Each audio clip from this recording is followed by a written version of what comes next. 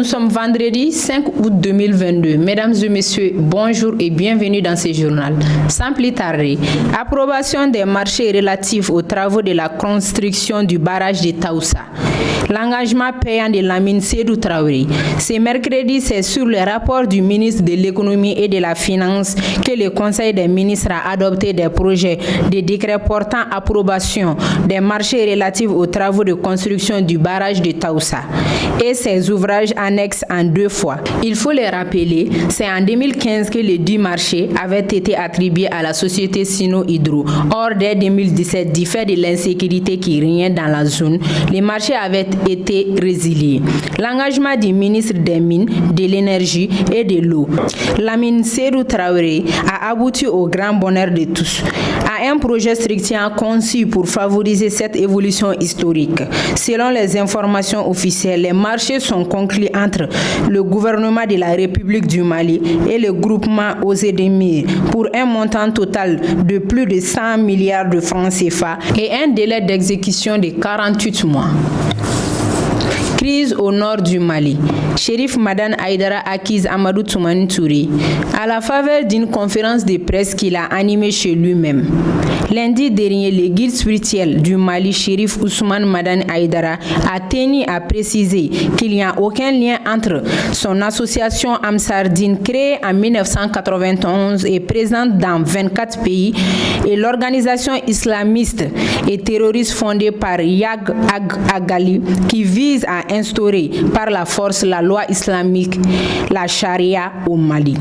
Le shérif de Tamani pointe un doigt d'accusateur sur les services des renseignements maliens et l'État du Mali.